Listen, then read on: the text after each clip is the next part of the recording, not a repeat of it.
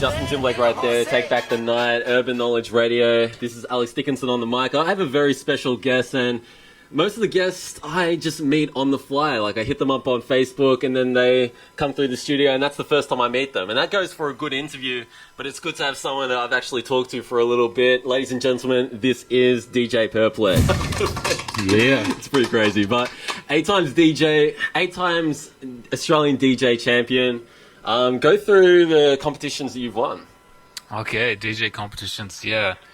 Some 3 Australian DMC championship titles. And what years?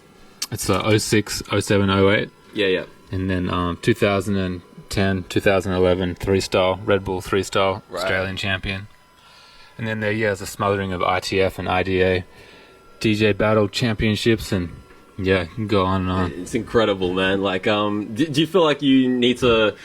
I mean, you've got nothing left really to prove, I don't think. I mean, you've done it all, really. Pretty much, yeah. I was thinking about entering the Red Bull 3-star national DJ comp again this year, and I don't think I'm going to do it. Like, yeah, exactly right. Like, I don't really need to at this point. Yeah. Unless you feel like I still want to be able to take on the best around the world, you know.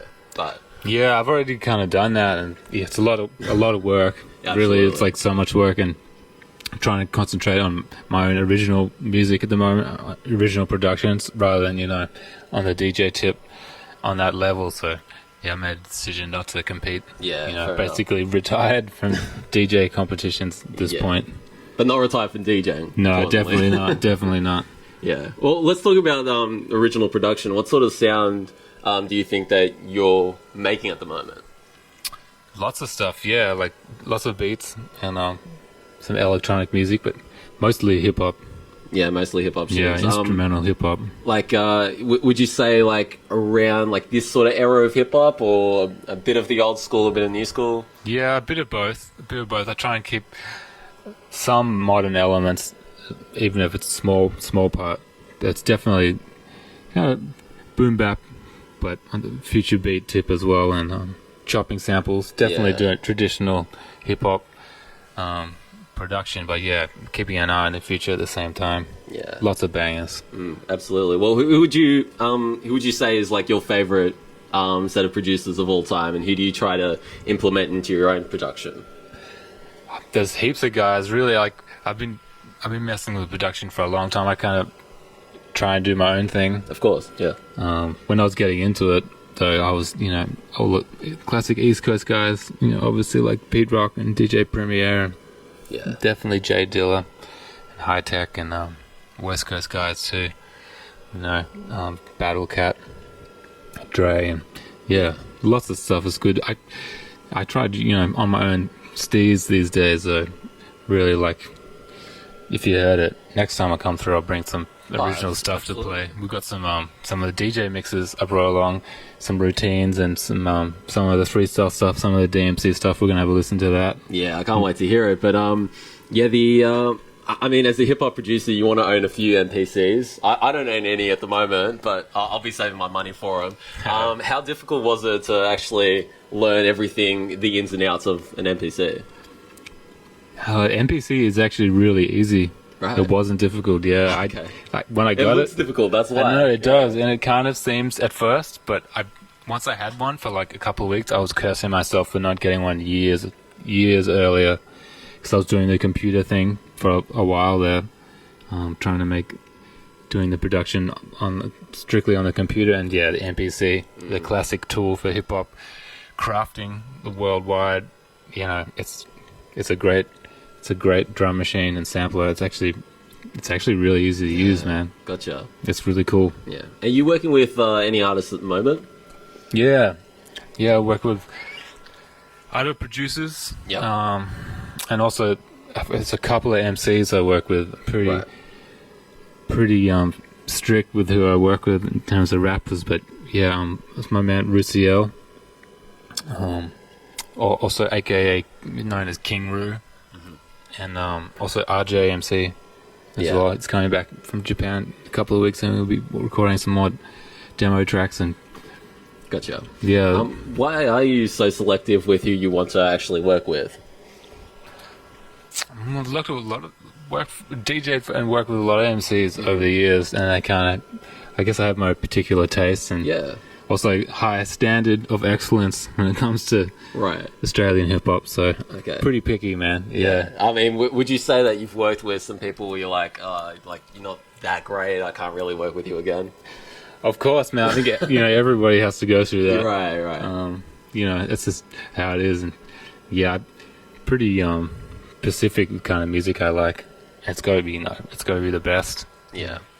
With working with artists, is it? Did you first start off with doing like scratch breaks for these tracks and then getting into your own production, or was it a bit of both, or other way around? Yeah, I actually got into production through like DJ side of things, obviously. Yeah. Doing that for a long time before, and that was the entry. It was like DJ scratch beats and trying to learn production that way, which is probably like I wouldn't recommend doing that. If you really want to do music production and get into doing beats, you should probably go and study music, to be honest, and do it traditionally. Because we did it the hard way around, me and my crew, doing scratch beats, and eventually you learn, but making music takes a long time. So you want to speed the process up as quickly as possible in terms of your learning and developing. Yeah. So, because music theory is just difficult in itself. It is. To actually have the creative mind to actually implement what you want to do. It's difficult. Yeah. It takes a while to get to the point where you're like, I want to do this, and then it comes out. The final outcome comes out how you want it. It takes a long time to get to that point, to have control over it. It makes, to be honest, the music production and the beats and stuff I've been doing, it makes DJing look like a walk in the park, Yeah. Even the hardcore turntablism like we're going to listen to in a moment, Oh, let's talk about that. What have you got for us right now? Yeah, the first bracket we're going to do about 5 minutes of some DMC stuff, I think. Yeah, and some different scratch tracks I've done for mixtapes, and there's a lot of cutting. And then in the second bracket, we got some, it's more of a showcase on the Red Bull 3-style DJ competition, and some of my routines taken from that. And some more party club vibe. There we go. I can't wait to hear it. This is DJ Perplex. DJ Perplex is in the building with a mix there from the Fat Tape mix. And it's paused, man. It's all good. Yeah, man. Well, I want to talk about beginnings, man. How'd you get started with DJing? I've been doing it for a long time, since about the year 2000, actually. Right. Yeah. Just always was like attracted to it and wanted to just like find out what it was all about. And it was harder to get information back then, not so much internet stuff, and it was a bit more mysterious, than it probably would be now. And I was just super into it. I had a mate I went to school with. I think he had the first pair of DJ equipment, first pair of turntables that I ever messed with, and we used to go over to his house after school and cut it up, and eventually got my own turntables and set up. And in like 2001, when I was like 18, which interfered with my VCE studies big time, because I kind of got it around the same time I was finishing year 12. But anyway, got really into it for the next couple of years and practiced hardcore, like super into the scene. And I entered the first DJ battle like 2004, so a good couple of years after I got my turntables and started practicing. And I waited till I was like really, really nice and had really good material before I entered any comps or any battles, because that's what I want to do. I want to do these DJ battles, and it totally worked out. Like I just came through with heat, and like I won the first battle I ever entered. And pretty much all the other battles I have entered after that in Australia, I only lost a couple. And just winning that first one gave me like super inspiration to go on and go on and kill it. And so much confidence after winning the first one. It really helped, yeah. Yeah, absolutely. So about, let's say 4 years of like hardcore practice until you were able, like you were confident like enough three and a half years, and I was jamming with all the dudes. I wasn't just in the bedroom. I'd like go out to all the nights and listen to the radio shows, and we had a crew by that point. I was in a crew, and we'd practice hardcore. And we'd 4-man turntable crew, and we'd perform together. The next year in 05 we won a DJ battle as a team in Sydney. Right. We won an Australian title, like 6 turntables and 3 DJs, and yeah. So the crew thing really helped me because it pushes you to get better, and the competitiveness and absolutely, just being around all the guys doing it. Yeah, that whole time period, mid 2000s, it was great. The turntablism was really big still then, and it was killer. Yeah, I get. It's good to have that camaraderie because you see your mates working just as hard. You're like, oh man, I want to be just as good as that. But when you were first starting, were you sort of tempted to enter the competition like too early? Most people do that. I think they think they're real good after a year or something because all our mates are like, oh man, you're killing it. But yeah, you knew you weren't good enough until that's just how I wanted to do it. I just wanted to come through and just kill it and make a big splash, if you will, just straight off the bat. So that plan totally worked out. I think it makes a difference when someone just comes through, a young guy, and just killing it. Yeah. So the hip hop's kind of all about the come up. So yeah, I played it well that time. Absolutely. And did you have to press your own records for all these DJ comps? Back then, no. I was still just digging the crates and using 12 inches and battle records, and it was still vinyl only, no digital. And then a few years later, I got into pressing my own customized battle records and producing my own music and using that in the DJ competitions, which was like the evolution. Yeah. About what year did you start pressing? First pressed up records to use in the battles in 2007. Okay, right. In 2008, I did that. And really only because, you still couldn't use a computer in the competitions. You couldn't use digital DJing in battles yet, but everybody else was already using that. We were using it at home and in the clubs at work, and so that was a little bit of like a time lag, and that forced us to, okay, we want to do our own original compositions here with these DJ battles, but we have to press our own vinyl. It's a massive expense, actually press your own record just to have personally, not to sell, just to keep for you as a custom thing. Yeah. So, give us a quick rundown of the process of pressing vinyl, because that's unheard of to these new age DJs, even me. Yeah. Back in the day, they'd probably call, like in Jamaica, they call it a dub plate. Okay. Yeah. Yeah. Or in England, it's like known as well as an acetate, and it would be something people would do that back in the day. It happened a bit. Mostly in areas with big populations and access to pressing plants, and it's not an easy process to go through pressing a record. I didn't do dub plates, actually, although it's kind of one and the same, but I actually did real vinyl, especially the first time, which is cut onto a master disc, and then that disc, the inverted version of that cutting is then pressed onto like a vinyl lacquer, and that's how you press a record. Right. Very technical.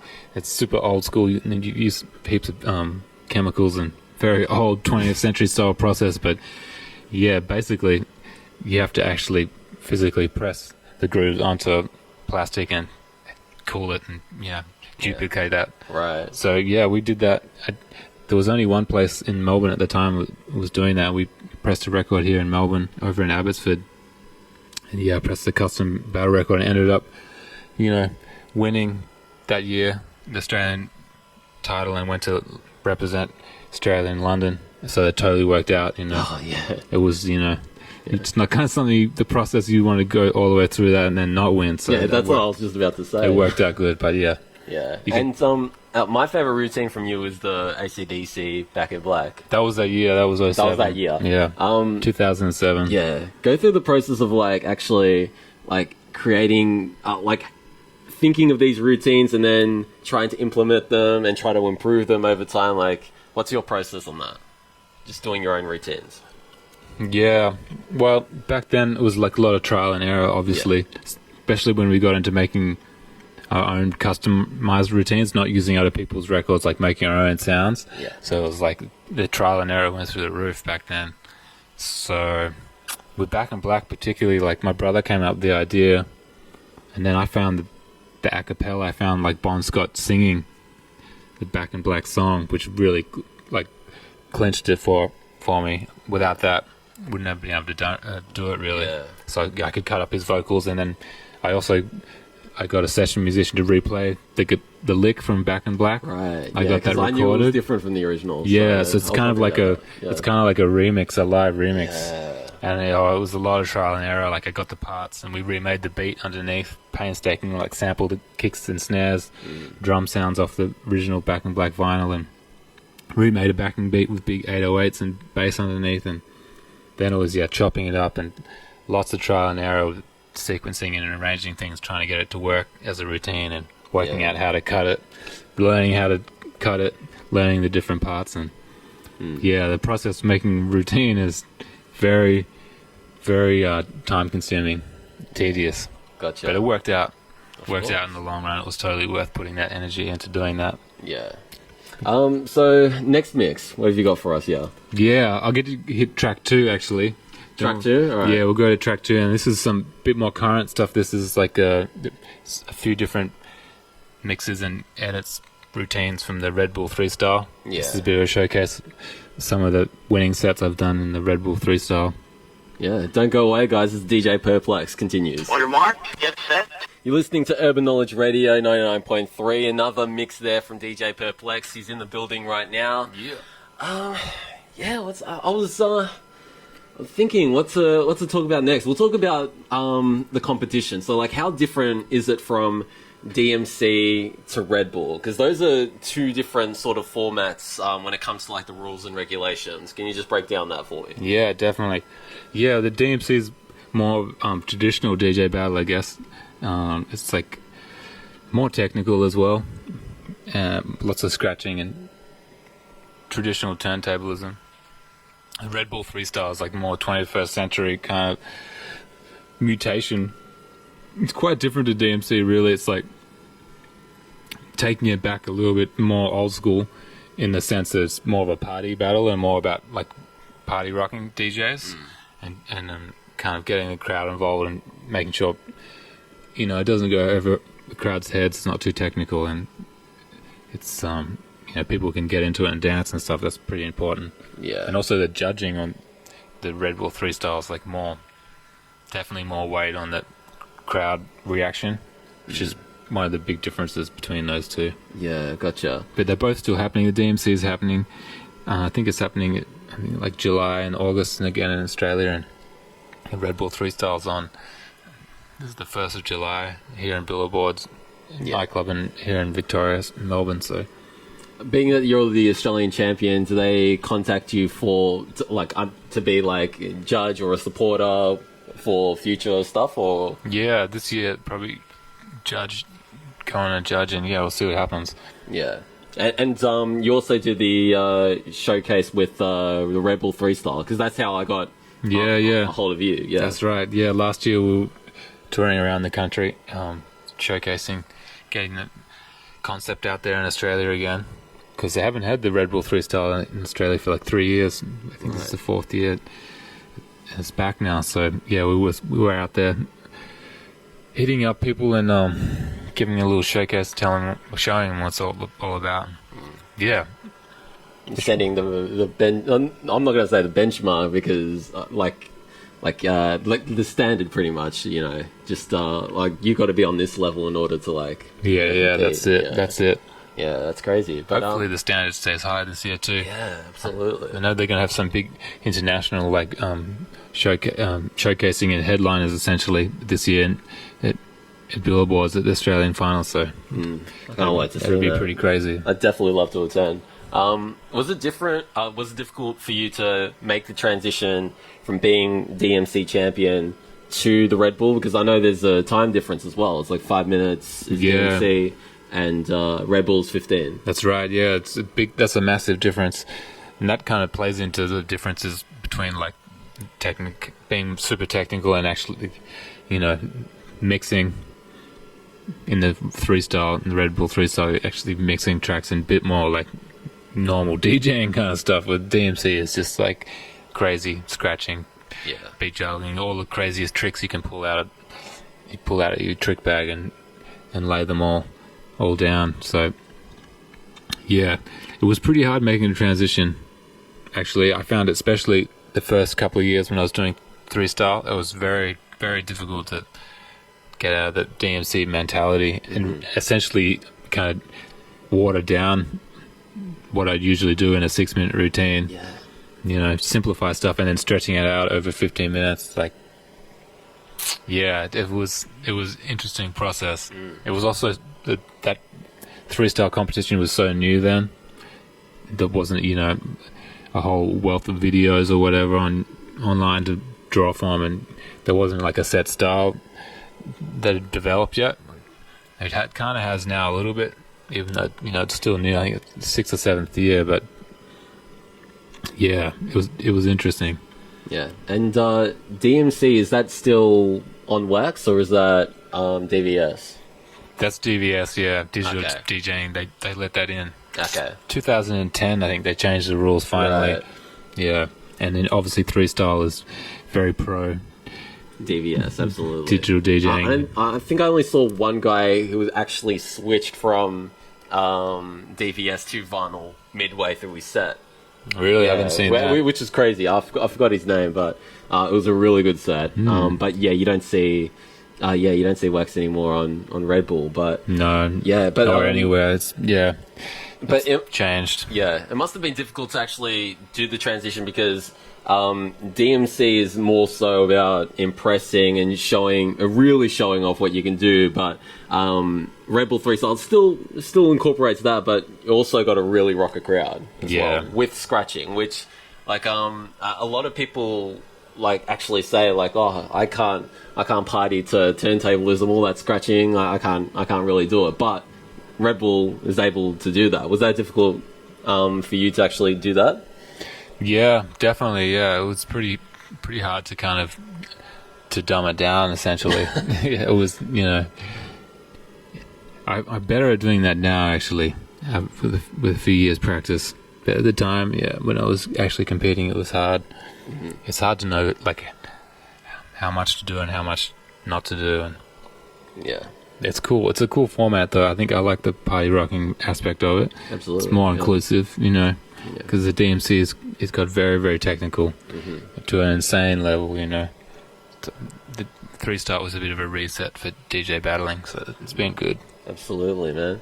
Well, your original production, when can we expect a project, releases, anything of the sort? Yeah, soon. You can check my SoundCloud / DJ Perplex, and yeah, maybe midway through this year, and try and drop an EP, maybe album. We'll see. It's definitely coming. Working on stuff day and night at the moment, original music. So yeah, you keep me updated with that. I'd love to hear it. Definitely, man. Definitely. Yeah, man. I appreciate you for coming in. It's been great talk, man. No worries. Thanks for having me, man. It's okay, cool. Man. What's the last track, man? Some more scratch tracks, multi-tracked scratch tracks and mixtape intros and some more craziness. Yeah, check it out. Excellent. And last plug. So anything you need to sell to me? Just like Facebook, YouTube. Oh yeah, just check out the SoundCloud. Yeah, just SoundCloud. Yeah. No worries. Easy. All the spots. YouTube. You know, there's heaps of content up there. Check it out. Yeah. Urban Knowledge DJ Perplex. That's right, yo.